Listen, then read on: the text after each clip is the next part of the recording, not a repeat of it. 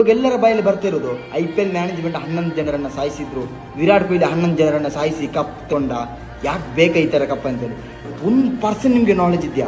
Knowledge ಇದ್ರೆ ಈ ತರ ಮಾತಾಡ್ತಿರ್ಲಿಲ್ಲ. ವಿರಾಟ್ ಏನು ಹೇಳಿದ್ನಾ, ನೀವು ಫಂಕ್ಷನ್ಗೆ ಬರಲಿಲ್ಲ ಅಂದ್ರೆ ನನ್ನ ಮೇಲೆ ಇರುವ ಪ್ರೀತಿ ಕಮ್ಮಿ ಆಗುತ್ತೆ, ನೀವು ಬರಲೇಬೇಕು, ನನ್ನನ್ನು ನೋಡೋಕ್ಕೆ ನೀವು ಮುಂದೆ ಬನ್ನಿ, ಯಾರಾದ್ರೂ ಕಾಲ್ನಡಿಗೆ ಸಿಕ್ಕಾಕೊಂಡಿದ್ದ ಅಲ್ಲ. ಕರ್ನಾಟಕ ಗೌರ್ಮೆಂಟ್ ಹೇಳಿದ್ದ. ಒಂದು ಮಾತು ತಿಳ್ಕೊಳ್ಳಿ, ಬೆಂಗಳೂರಲ್ಲಿ ವಿಧಾನಸೌಧ ಮತ್ತು ಹೈಕೋರ್ಟ್ ನಡುವೆ ಒಂದು 40,000 to 50,000 ಜನ ನಿಲ್ಬೋದು. ಅದೇ ಜಾಗದಲ್ಲಿ 4-5 ಲ್ಯಾಕ್ ಜನ ನಿಂತರೆ ಹೆಂಗಿರುತ್ತೆ? ಆವಾಗ ನಾವು ಥಿಂಕ್ ಮಾಡಬೇಕು. ಅಲ್ಲಿಂದ ಸೀದಾ ಮನೆಗೆ ಹೋಗ್ಬೇಕು. ಅದ್ಬಿಟ್ಟು ನೀವು ಚಿನ್ನಸ್ವಾಮಿ ಸ್ಟೇಡಿಯಂ ಅಗೇನ್ ಬರೋದು. ಯಾರು ಹಿಂದೆ ನಿಂತವ್ರಿಗೆ ಏನು ಆಗಿರ್ಲಿಲ್ಲ, ಎಲ್ಲ ಸೇಫ್ ಆಗಿದ್ರು. ಅಲ್ಲಿ ಮುಂದೆ ಬರ್ತಾರಲ್ಲ ನುಗ್ಗಿ ಅವರೇ 11 ಜನ ತೀರೋಗಿದ್ದಕ್ಕೆ ನಾನು ಏನು ಹೇಳೋದೇನಲ್ಲ. ಬಟ್ ಸ್ವಲ್ಪ ನಾಲೆಜ್ ಇಂದ ಹೇಟರ್ಸ್ ಮಾತಾಡಿ. ಇದನ್ನ ಇವಾಗ ಹಿಡ್ಕೊಂಡಿದ್ದೀರಾ, 1% ನಾಲೆಜ್ ಇಟ್ಕೊಂಡು ಮಾತಾಡಿ. ಇವಾಗ ತುಕಾಲಿ ಹೇಟರ್ಸ್ ರೀಸನ್ ಏನು ಗೊತ್ತಾ?